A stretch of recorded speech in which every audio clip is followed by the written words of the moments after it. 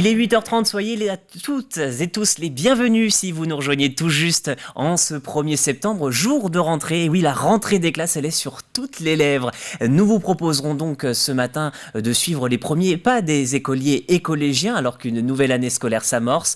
Cette année, quelques nouveautés, l'inflation aussi, mais surtout la disparition pour le moment du protocole sanitaire.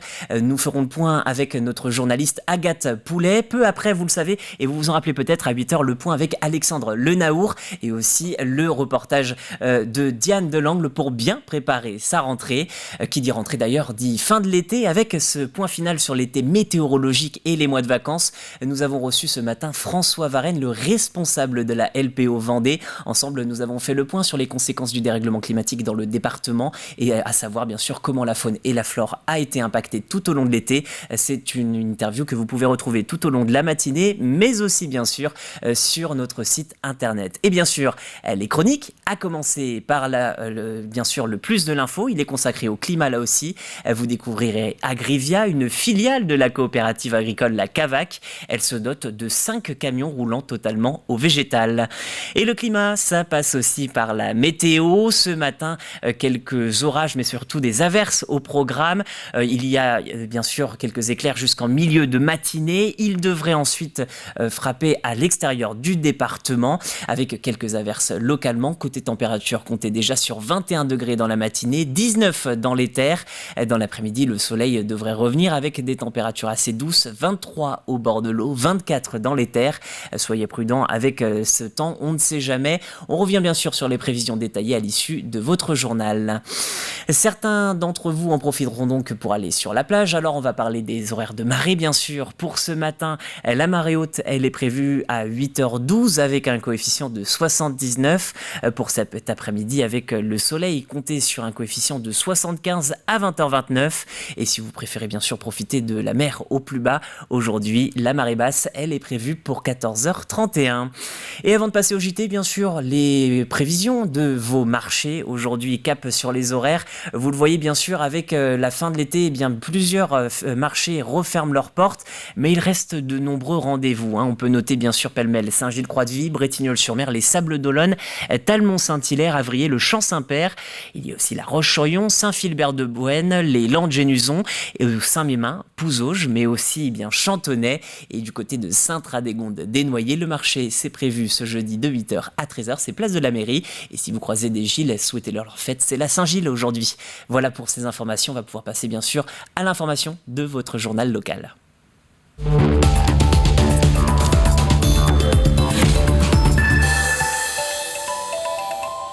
Et l'information principale, bien sûr, c'est la rentrée scolaire. De la maternelle au lycée, plus de 120 000 jeunes retournent à partir d'aujourd'hui et demain sur les bancs de l'école en Vendée. Une reprise marquée par l'absence de protocole sanitaire. Et quelques nouveautés aussi à noter au lycée, le retour pour les volontaires des mathématiques en première, mais aussi la réforme de certains diplômes professionnels. Vous l'avez entendu avec Alexandre Lenaour à 8h. Dans les collèges, la nouveauté, c'est notamment un temps de découverte des métiers dans les établissements volontaires. En école primaire, enfin, Paris 2024 continue de se préparer. 30 minutes de sport quotidien est désormais au programme pour vos enfants. Bref, une rentrée chargée et nous retrouvons à Bretignolles-sur-Mer Agathe Poulet. Agathe, bonjour, vous êtes donc devant l'école publique Benjamin Rabier. Est-ce que vous pourriez nous décrire un petit peu l'atmosphère? On voit qu'il y a beaucoup de parents derrière vous. Tout à fait Alexandre, donc comme vous l'avez dit, je suis actuellement à l'école Benjamin Rabier à Bretignolles-sur-Mer. Donc nous sommes à quelques minutes de l'ouverture du portail juste derrière moi. Les élèves et les parents arrivent tranquillement. On voit des sourires sur les visages des enfants, on voit des parents contents aussi. C'est une nouvelle rentrée qui s'annonce avec une rentrée plus à la normale puisque les masques sont tombés, le masque n'est désormais plus obligatoire. On est sur un protocole sanitaire donc allégé avec également des cours présentiels à 100%. On a aussi d'autres nouveautés qui s'ajoutent, comme vous l'avez expliqué notamment, sur la garantie d'une mise en place de 30 minutes de sport par jour, donc qui avait été annoncée par l'ancien ministre de l'Éducation Jean-Michel Blanquer. On a aussi également le nouveau ministre de l'Éducation qui est Pape Ndiaye, qui avait insisté sur la réduction aussi du nombre d'élèves dans les classes. On note désormais aussi que les classes de grande section de CP et CE1 sont désormais plafonnées à 24 élèves. On a aussi à partir de mi-septembre une nouvelle nouveauté qui s'ajoute dans le cadre d'une expérimentation.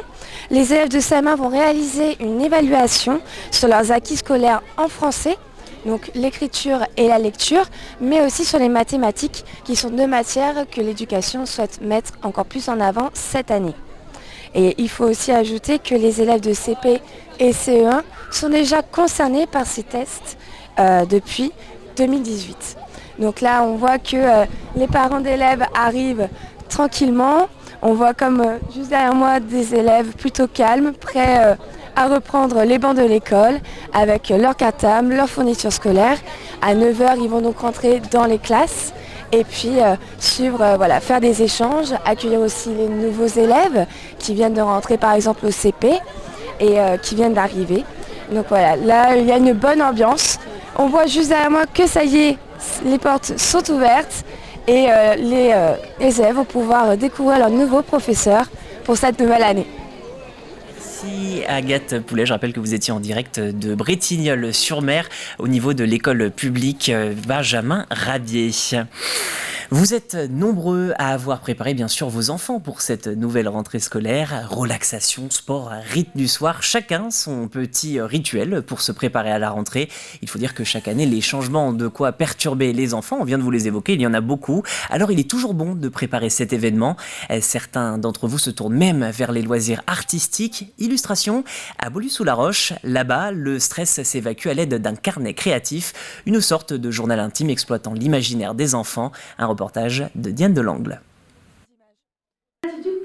À l'école d'art de Beaulieu, on propose de travailler sur la réalisation d'un journal créatif, une méthode fondée par Anne-Marie Jourin. Un journal créatif, c'est donc un outil personnel, comme un journal intime. À la différence de celui-ci, c'est qu'il n'est pas conventionnel. C'est-à-dire qu'on va utiliser aussi le langage du dessin et le langage du collage, pas seulement celui de l'écriture. Ce n'est pas non plus un cahier d'artiste, donc on n'attend pas un résultat artistique. Une sorte d'art-thérapie qui peut être appliquée à tous les thèmes. Aujourd'hui, le stress de la rentrée scolaire. J'avais des anciens copains qui étaient en CM2 mais qui sont passés en 6e et j'ai peur qu'ils m'oublient après. Exprimer un ressenti, une émotion. Exemple avec cet exercice qui consiste à gribouiller son stress autour d'un nuage que l'on découpe ensuite comme une fenêtre vers une page plus apaisée. Le principe, c'est de décharger vraiment une émotion lourde sur une page, sur plusieurs pages, et ensuite d'utiliser le langage de la métaphore, puisqu'en fait on est là-dedans. Le petit nuage, ça symbolisait pour moi la légèreté. Comment on va pouvoir passer d'une émotion difficile à quelque chose de plus léger, mais sans dire allez, on ferme le cahier et ça y est, on va mieux. C'est pas ça. C'est vraiment tout un processus qui prend du temps. Essayer de trouver en eux cette zone de calme qu'on a symbolisée par le petit nuage. Puisqu'en fait, elle existe toujours. Mais quand je vais pas bien, comment je vais la chercher, cette zone de calme ? Ça m'a un peu aidé à évacuer mon stress. Après, je me suis défoulée un peu sur le cahier. Ça m'a déstressée et ça m'a fait beaucoup du bien de dessiner. Moi, j'étais pas vraiment stressée, mais je trouvais ça bien le fait de faire l'exercice. Comme ça, le jour où on sera vraiment stressé, par exemple, avoir une évaluation ou quelque chose comme ça, on pourra le faire et on aura appris à le faire. Alors, je le confirme à titre personnel, parce que j'ai expérimenté beaucoup le journal créatif d'abord personnellement dans ma vie. Et c'est vrai que ça m'a vraiment aidé à un moment charnière. L'espace de la page, déjà, nous sécurise.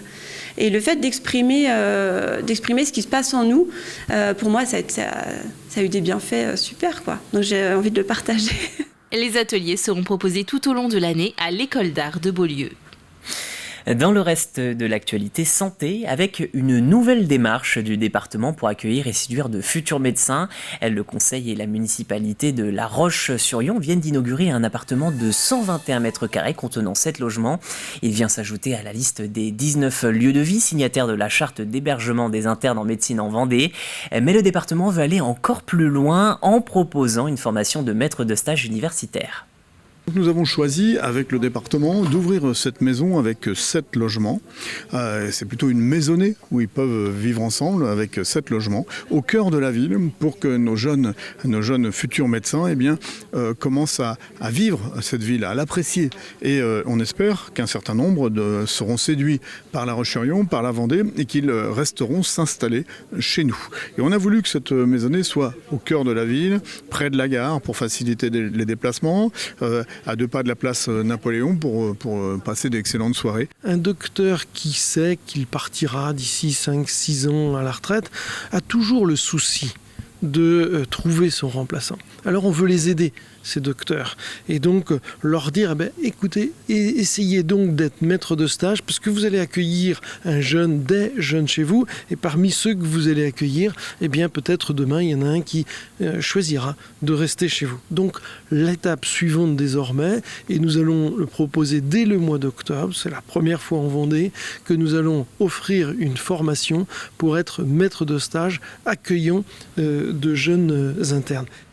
Et puis toujours à propos de santé, celle de nos seniors, cette fois, comme chaque année, plusieurs communautés de communes s'engagent pour proposer des programmes d'activités à destination des personnes de plus de 60 ans. On peut retrouver par exemple des ateliers de biographie familiale, de la sophrologie ou encore de la remise à niveau en conduite du côté de Mortagne-sur-Sèvre. Et puis à Sud-Vendée littoral, l'accent est mis sur la pratique du sport, aux conférences aussi bien sûr, sur les conférences à destination des publics seniors, mais aussi sur le soutien numérique. L'objectif, vous l'avez compris, c'est de mieux vivre et avec qualité. Bien vieillir, ça veut dire alors effectivement l'aspect santé, mais pas seulement. C'est le bien-être, c'est se sentir bien. C'est donc à la fois au niveau social, au niveau de l'habitat, au niveau global, je dirais. Et donc on s'attaque à toutes ces problématiques. Et c'est un programme très éclectique qui permet, je l'espère en tout cas, de répondre à une grande majorité de questionnements des personnes de plus de 60 ans. Ces ateliers aident énormément. Ils aident également pour les rencontres. Des personnes qui viennent participer à ces ateliers, ils en prennent un, ils sont enthousiastes et ils en reprennent un autre et parfois ils croisent ou ils se retrouvent avec des anciens participants et il y a une très très bonne ambiance et c'est beaucoup très très très apprécié. Passons au sport à présent. Sur les pontons des Sables d'Olonne, les skippers achèvent tranquillement leur préparation. Alors pour l'occasion, nous voulions vous faire découvrir une concurrente, Kirsten Neusscheifer. Elle est la seule femme à relever le défi cette année. La navigatrice sud-africaine est d'ailleurs très préparée pour cet exercice. Elle a déjà navigué en mer dans les endroits les plus reculés du monde, notamment du côté de l'Antarctique. Quelques jours avant le départ de la course autour du monde à l'ancienne, nous l'avons rencontré, Grégoire de Châtillon est allé sur son bateau. Là, j'ai mes légumes, j'ai toute la bouffe, quelque part par là, des outils, des pièces de rechange. Voilà, c'est pas rangé, mais ça, c'est la table à cartes. C'est par ici où je vais faire beaucoup de la navigation pour mettre les points sur la carte. Elle sera la seule femme à participer à la Golden Globe Race. Il faut dire que la navigatrice sud-africaine n'a pas froid aux yeux. Aventurière dans l'âme depuis l'enfance, à vélo comme en bateau, à 40 ans, Kirsten Neusscheifer est loin d'en être à son premier coup d'essai. J'ai fait du vélo en traversant l'Afrique du Nord jusqu'en Afrique du Sud, juste chez moi. Et oui, c'était une très très belle aventure. Je ne sais même pas si je pourrais jamais revivre quelque chose aussi fort. Naviguer au sextant pour une course autour du globe, sans escale et sans assistance, sur un simple bateau dépourvu de technologie moderne, pourrait bien alors être sur mer l'aventure de sa vie, une course aussi vers l'inconnu. On ne sait pas comment ça va se terminer, si on va atteindre la ligne de la fin ou non. On ne sait pas ce qui va arriver. Et l'inconnu, ça te plaît, toi? Oui, ça me plaît, c'est la mystère, quoi. Si on savait comment ça va terminer, peut-être ce ne sera pas la peine de la faire. Ouais. Une telle aventure en solitaire pour Kirsten, c'est à nouveau l'occasion pour elle de découvrir ses forces, ses faiblesses, bref, de se découvrir elle-même. Navigatrice professionnelle depuis 2006, la jeune femme est expérimentée, elle connaît bien son bateau. Au-delà de l'aventure, elle affiche déjà ses ambitions pour la course. J'aimerais essayer de mon mieux de gagner aussi. Et j'avais ça dans mes pensées dès le début de mes préparations. Ouais. Gagner la Golden Globe Race, cette course mythique parmi les plus extrêmes qui puissent exister. Bon vent, Kirsten Neuschaefer. Et à propos de vent, nous allons rester sur la météo. Un mot de votre bulletin détaillé, vous le savez désormais, c'est votre journaliste de la matinale qui vous le propose et qui vous le présente. Vous retrouverez bien sûr cet après-midi les conditions émises par Fanny Poirier. Mais en attendant, vous le voyez sur votre carte, il y a de quoi faire avec cette carte bien remplie. Des averses au programme dans l'est du département. Au niveau de l'ouest, vous le voyez, un temps non pas rempli d'averses, mais rempli de nuages avec quelques soleils. Du côté de la Roche-sur-Yon, le soleil est peut-être déjà au rendez-vous. Quoi qu'il en soit, les températures 19 degrés du côté de Noirmoutier, de Saint-Jean-de-Mont, de Challans, mais aussi de Moutier-les-Maufaits.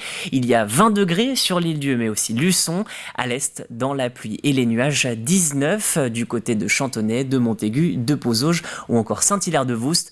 Cet après-midi, vous le verrez avec Fanny Poirier, le temps sera beaucoup plus clément et agréable. Voilà pour le bulletin de ce matin d'information et de météo. Avec la fin de ce flash, vous le savez, on va pouvoir repasser sur nos chroniques du jour. Au programme, la chronique à la une. Elle marque son grand retour. Elle aussi, c'est celle que vous connaissiez sous le nom de Chronique Presse l'an dernier. Pour l'occasion, nous recevons Aubery Métro d'RCF Vendée. À suivre également votre extrait du jour. Mais pour l'heure, c'est le plus de l'info.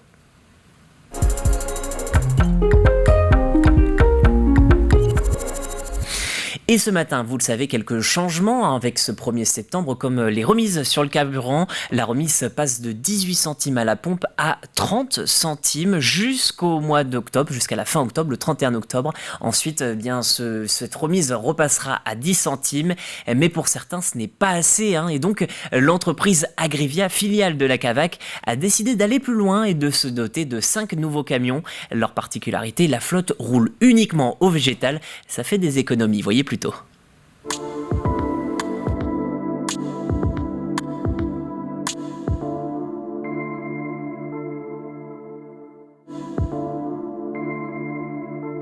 Nous avons 5 camions tout neufs. Donc, l'objectif principal pour la société Agrivia, c'est de diversifier les énergies au sein de la société de transport. Et bien entendu, donc, on a une volonté de participer en fait, à la transition écologique et forcément diminuer l'empreinte carbone pour la société Agrivia.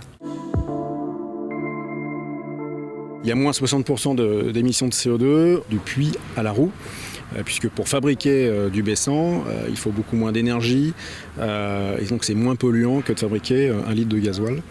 Donc c'est pour ça qu'on parle du puits à la roue. Et la combustion du baissant colza émet aussi beaucoup moins de particules que le gasoil normal. Donc on est vraiment sur une solution. Alors c'est pas la seule solution, mais on est sur une solution pour réduire les émissions polluantes sur le transport routier, qui est forcément une des sources de pollution globalement. C'est notre volonté aussi de pouvoir en fait travailler sur un circuit vertueux, donc avec une colza qui vient de la région, qui est transformée et qui est dans une région qui est proche, donc du 86, et ensuite qui soit vraiment utilisée pour la livraison des aliments pour les agriculteurs qui sont sur le territoire vendéen. On ne trouve pas de baissant dans les pompes à carburant classiques sur le bord des routes. Le client qui décide de rouler au baissant contractualise avec un fournisseur de carburant qui va lui installer à domicile chez lui donc une cuve. Puis il y a plusieurs types de cuves. Donc il va lui installer une cuve et qui va gérer l'approvisionnement. C'est pas gênant parce qu'effectivement on est sur une autonomie qui est quasiment identique à un tracteur routier normal qui roule au B7. Le B7 qui est le gasoil, voilà, qui est le gasoil le gasoil routier classique. On a les mêmes contenances, on peut monter jusqu'à 1000 litres de baissant. Donc ça permet quand même d'avoir une exploitation tout à fait normale du camion et ne pas être limité en kilométrage. Nous avons déjà entamé cette diversification en 2018 avec des camions qui roulent au bio-GNV. On espère que d'autres transporteurs qui travaillent pour la coopérative Cavac, globalement, parce qu'il n'y a pas que la société Agrivia qui transporte les volumes collectés sur le territoire vendéen. Voilà. Donc on espère quand même que d'autres nous suivent. Bien entendu, on sert un peu aussi de société qui va faire un peu les essais, donc grandeur nature.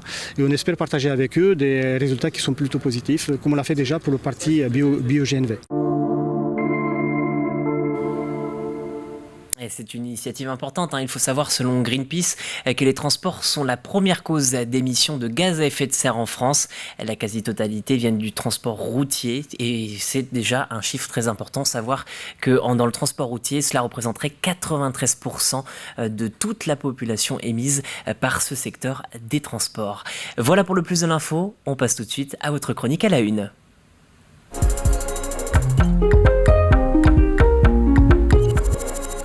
L'avantage au moins quand vous êtes dans votre voiture, c'est que vous avez tout le temps d'écouter la radio. RCF fait aussi sa rentrée et nous vous proposons de découvrir leur nouvelle grille. C'est avec la directrice de la station vendéenne, Aubery Métro.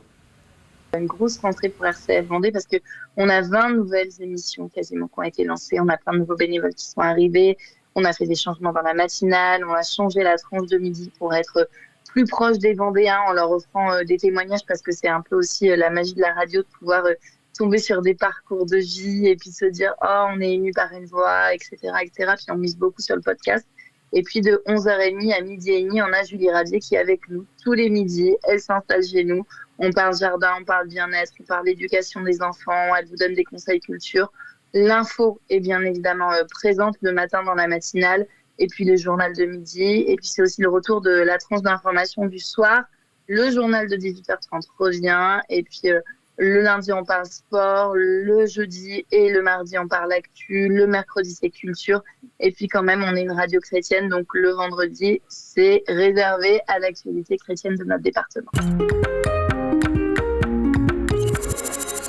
Alors, il y a plusieurs choses. Effectivement, pour attirer des nouveaux auditeurs, on a quand même 37 000 personnes qui nous écoutent. On reste l'une des radios locales les plus écoutées en Vendée. Et ça, on en est vraiment très fiers.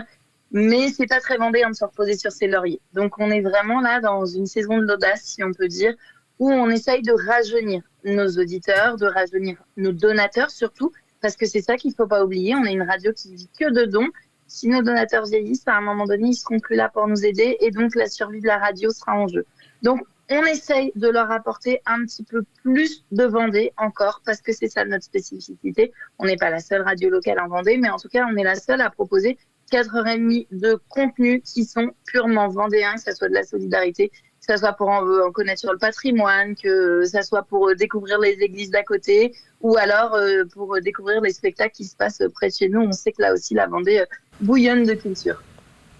Un entretien réalisé par Caroline Tronche. Vous pouvez retrouver toutes les nouveautés d'RCF sur leur site internet. Cette saison, comme l'année dernière, ils ont donc beaucoup de nouveautés, notamment en termes de bénévoles. Et de notre côté, notre nouveauté, c'est l'extrait du jour.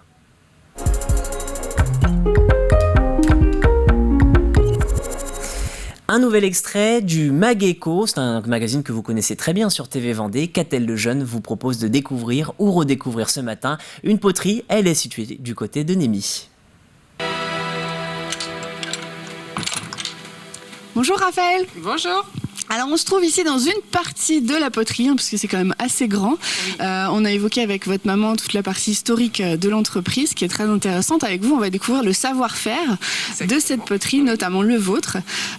Donc on a découvert comment travailler la terre. Alors est-ce que vous pouvez nous expliquer les différentes étapes à partir du moment où on reçoit peut-être ces galettes là? Comment ça démarre? Vous avez vu les galettes, là on est dans l'atelier des tourneurs. Okay. C'est l'atelier le plus ancien. Du coup, dans cet atelier-là, aujourd'hui, on va récupérer les galettes de terre que vous avez vues et on va les passer au malaxeur. C'est la machine blanche que vous voyez là. On voit ici, d'accord. C'est ce qui va permettre de faire les pains de terre, c'est-à-dire ça. Ok. Donc avec plusieurs galettes, on obtient ce pain de terre-là. Voilà, exactement. C'est en fait le malaxeur permet d'enlever tout l'oxygène, toutes les bulles d'air qu'il peut y avoir dans un pain de terre, ce qui évite à Cynthia et Dominique de devoir tout taper systématiquement. Parce qu'une bulle d'air peut éclater une poterie dans le four après. D'accord, donc il faut taper pour enlever ces bulles d'air. Un maximum de bulles d'air. Alors Cynthia et Dominique, qui sont donc les personnes qu'on voit ici. Voilà, sont nos tourneurs. Les 2 tourneurs de l'atelier. Alors Dominique est là depuis 40 ans. Et D'accord. Cynthia est là depuis le mois d'octobre et c'est la succession. Une nouvelle génération aussi de tourneurs. C'est ça, Okay. exactement. Très bien. Alors du coup, avec ce pain de terre-là, Dominique travaille directement à son atelier. Exactement, il fait ses petites balles qui sont pesées. C'est ce qu'on voit là, les petites balles. D'accord. Et ensuite, il tourne. On fait de la série chez nous, donc il tourne. Là, c'est une série d'assiettes pour les enfants. L'assiette bébé, comme on l'appelle. Et donc chaque balle fait un poids précis pour ce type d'assiette-là. On fait un objet plus gros, la balle sera plus grande. Oui, d'accord. Il a son carnet avec tout répertorié dedans depuis 40 ans. Oui, c'est une recette en fait, quelque part. C'est un peu ça, ouais. D'accord, ok. Bien. Alors du coup, les prochaines étapes, une fois qu'on a fait ces premières assiettes là. Alors une fois que les assiettes sont faites, on va laisser sécher les poteries 15 jours, 3 semaines. Ici ? Oui, ici ou dans la salle de séchage où on va aller après. Ok. Ou beaucoup plus, si c'est une grosse pièce, on peut atteindre les 2 mois, quoi. Voilà pour l'extrait du jour. Nous avons quelques secondes avant de se quitter pour vous rappeler le jeu du jour très brièvement, le jeu de la semaine. Sachez que la question cette semaine est la suivante. Avec qui Marion Blanchet a-t-elle clos cette 2e saison de La Petite Vadrouille ? Si vous voulez participer, vous rendez sur le site de tvvendée.fr. Vous pourrez peut-être remporter une place pour 2 personnes pour une balade en canoë avec la route du sel, une balade de 2 heures. Voilà pour cette nouvelle matinale. Je vous souhaite une très belle journée.